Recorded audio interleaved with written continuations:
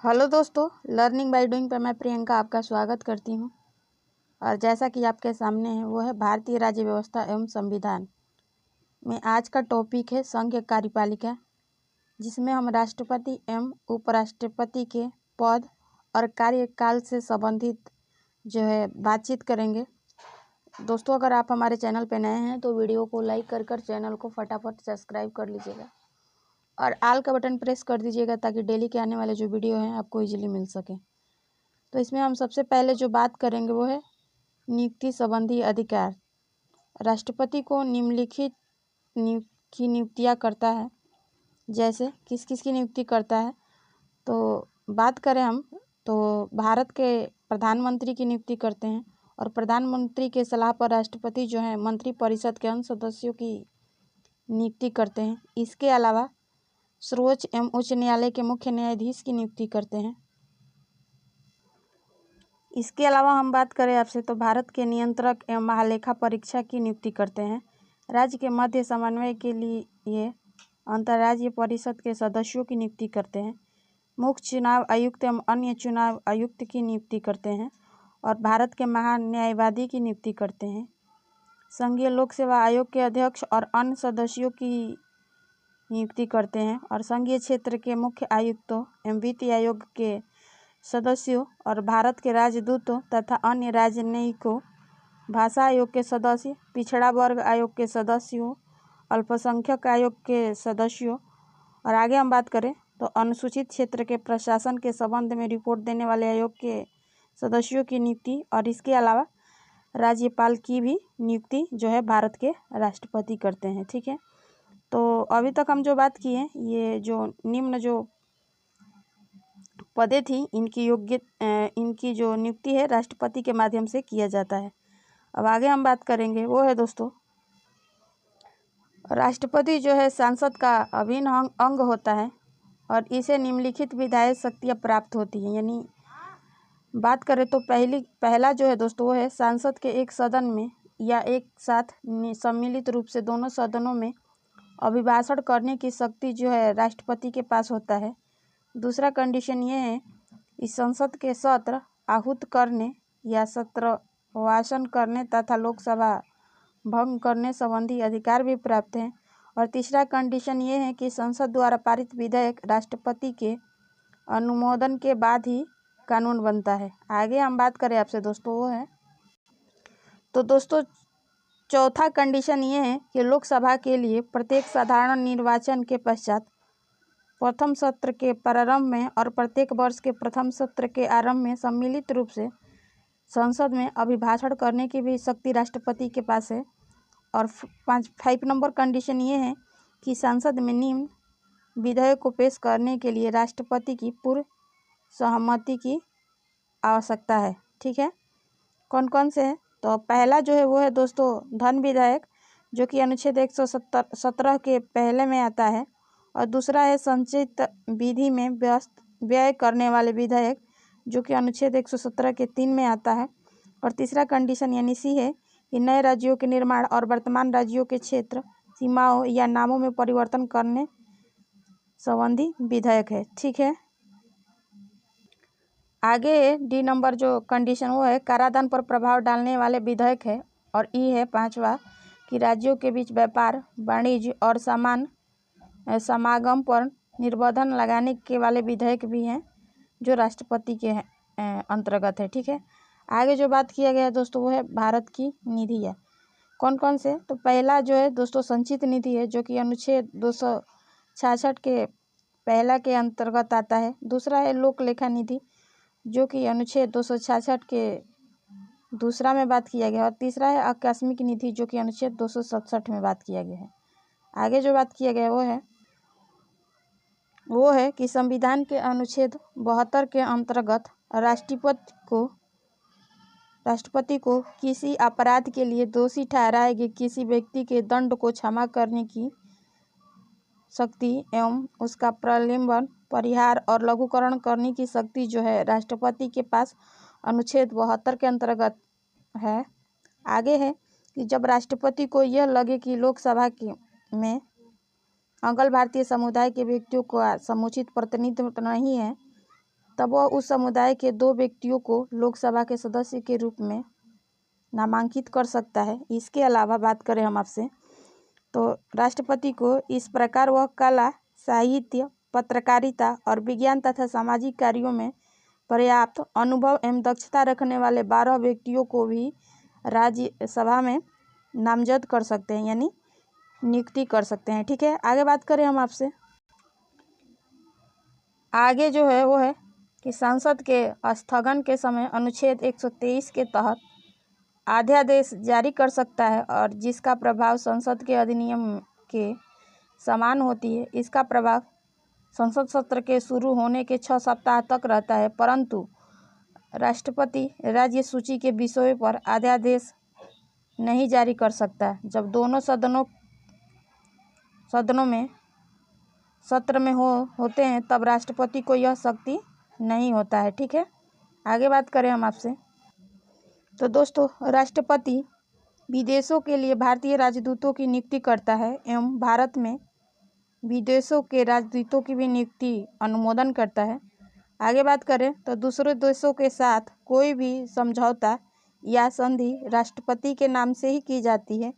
आगे है कि आपातकाल से संबंधित उपबंध भारतीय संविधान के भाग 18 के अनुच्छेद 352 से 360 के अंतर्गत मिलता है।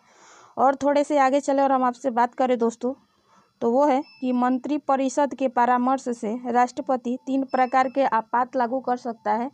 पहला, युद्ध या बाहरी आक्रमण या सशस्त्र विद्रोह के कारण लगाया गया आपातकाल, जो कि अनुच्छेद 352 के अंतर्गत होता है।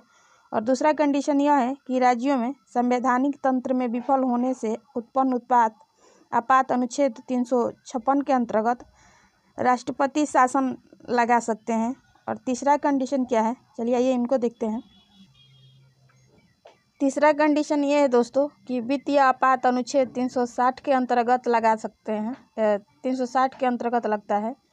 न्यूनतम इसकी अवधि जो है 2 माह तक रखा गया है, यानी 2 माह तक जो है वित्तीय आपात लग सकता है। आगे बात करें कि राष्ट्रपति सभी सार्वजनिक महत्व के प्रश्न पर उच्चतम न्यायालय से अनुच्छेद 143 के अधीन परामर्श ले सकता है, लेकिन यह परामर्श मानने के लिए बाध्य नहीं है। आगे जो बात करें हम वो है दोस्तों, वो है राष्ट्रपति की वीटो यानी निषेधाकार शक्तियाँ क्या होता है। चलिए आइए इसके बारे में हम जानते हैं। तो भारत के राष्ट्रपति को 3 प्रकार की वीटो शक्ति प्राप्त है, जो कि निम्नलिखित है। पहला है निरपेक्ष वीटो, जिसे इंग्लिश में कहते हैं एब्सोल्यूट वीटो। इसका क्या मतलब है, तो इस वीटो यानी शक्ति के अंतर्गत राष्ट्रपति किसी विधेयक पर अपनी अनुमति नहीं देता है, अर्थात वह अपनी अनुमति को सुरक्षित रख सकता है। ठीक है, दूसरा जो है वीटो दोस्तों वो है निलंबनकारी वीटो, जिसे सस्पेंशन वीटो कहते हैं। इस वीटो शक्ति के अंतर्गत राष्ट्रपति किसी विधेयक को संसद के पास पुनर्विचार हेतु भेज सकता है। और तीसरा है जेबी वीटो, जिसे पॉकेट वीटो कहते हैं। इसका क्या मतलब है, तो इस वीटो शक्ति के अंतर्गत राष्ट्रपति किसी विधेयक को अनिश्चित काल के लिए अपने पास सुरक्षित रख सकता है, अर्थात इस वीटो शक्ति के प्रयोग द्वारा राष्ट्रपति किसी विधेयक पर ना तो अनुमति देता है और ना ही अनुमति देने से इनकार करता है और ना ही पुनर्विचार हेतु संसद के पास भेजता है, जिसे पॉकेट वीटो कहते हैं। ठीक है, आगे इसमें बात किया गया है कि विवादास्पद भारतीय डाक संशोधन विधेयक 1986 के संबंध में तत्कालीन राष्ट्रपति ज्ञानी जैल सिंह द्वारा जेबी वीटो का प्रयोग किया गया और भारत में किसी राष्ट्रपति द्वारा जेबी वीटो का यह प्रथम प्रयोग था। इसको याद रखिएगा, हो सकता है एग्जाम में यहाँ से प्रश्न बन सकता है। आगे हम बात करें वो है डॉक्टर एस राधाकृष्णन लगातार 2 बार उपराष्ट्रपति तथा 1 बार राष्ट्रपति रहे। ठीक है, आगे जो हम बात करेंगे वो उपराष्ट्रपति के बारे में बात करेंगे। तो दोस्तों संविधान के अनुच्छेद 63 के अनुसार भारत का एक उपराष्ट्रपति होगा और संविधान में उपराष्ट्रपति से संबंधित प्रावधान जो है अमेरिका के संविधान से ग्रहण किया गया है। आगे हम बात करें आपसे तो वो है कि भारत का उपराष्ट्रपति राज्यसभा का पदेन सभापति होता है और उपराष्ट्रपति राज्यसभा का सदस्य नहीं होता है, अतः इसे मतदान का अधिकार नहीं है, किंतु सभापति के रूप में निर्णायक मत देने का अधिकार उसे प्राप्त है। आगे बात करेंगे दोस्तों कि उपराष्ट्रपति बनने की क्या योग्यता है। तो कोई व्यक्ति उपराष्ट्रपति निर्वाचित होने के योग्य तभी होगा जब वह, पहला कंडीशन यह है कि वह भारत का नागरिक हो, और दूसरा कंडीशन यह है कि उनकी जो आयु है वो 35 वर्ष पूरा कर चुके हों, और तीसरा कंडीशन यह है कि राज्यसभा का सदस्य निर्वाचित होने के योग्य हों, और चौथा कंडीशन यह है कि निर्वाचन के समय किसी प्रकार के लाभ के पद पर ना हो, यानी सरकारी किसी भी विभाग में वो कार्यरत ना हो, या किसी में पद पर हैं तो उससे उपराष्ट्रपति बनने से पहले उन्हें इस्तीफा देना पड़ेगा। ठीक है, आगे बात करें हम आपसे, तो 5 नंबर कंडीशन यह है दोस्तों, वह संसद में किसी सदन या राज्य के विधानमंडल के किसी सदन का सदस्य नहीं हो सकते हैं, और यदि ऐसा व्यक्ति उपराष्ट्रपति निर्वाचित हो जाता है तो यह समझा जाएगा कि उसने इस सदन का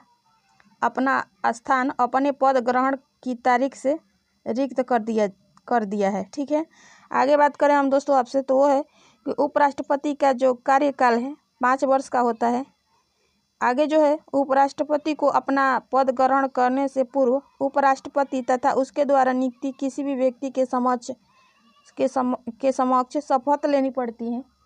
इसके अलावा हम बात करें आपसे दोस्तों, तो वो है कि राष्ट्रपति के पद खाली रहने पर उपराष्ट्रपति राष्ट्रपति की हैसियत से कार्य करता है, और उपराष्ट्रपति को राष्ट्रपति के रूप में कार्य करने की अधिकतम अवधि जो है 6 महीने की होता है। यानी राष्ट्रपति का जब पद खाली हो तो उपराष्ट्रपति उस पर अधिकतम 6 महीने तक काम कर सकते हैं, और उसी 6 महीने के दौरान राष्ट्रपति का चुनाव करा लेने का भी अनिवार्य होता है। ठीक है, इसके अलावा हम बात करें तो राष्ट्रपति के रूप में कार्य करते समय उपराष्ट्रपति जो है राष्ट्रपति को मिलने वाली जितनी सुविधाएं यानी वेतन तथा सभी सुविधाओं का भी उपयोग कर सकते हैं। और इस तरह जो है दोस्तों संघीय कार्यपालिका यानी राष्ट्रपति और उपराष्ट्रपति से संबंधित जो भी जानकारियाँ थी एग्ज़ाम के पॉइंट ऑफ व्यू से वो हम आपको बताएं। मुझे उम्मीद है कि इस कंटेंट से काफ़ी आपको मदद मिलेगी। अगर आप हमारे चैनल पे नए हैं तो वीडियो को लाइक कर चैनल को सब्सक्राइब कर दीजिएगा। और अपने फ्रेंड्स, कॉलिंग्स, पीयर्स जिनसे कनेक्टेड हैं, रिलेटिव, उनके यहाँ वीडियो शेयर करें ताकि इस कंटेंट का उनको भी प्रॉफिट मिल सके। तो फिर मिलेंगे नेक्स्ट वीडियो के साथ, तब तक के लिए धन्यवाद। आपका दिन मंगलमय हो।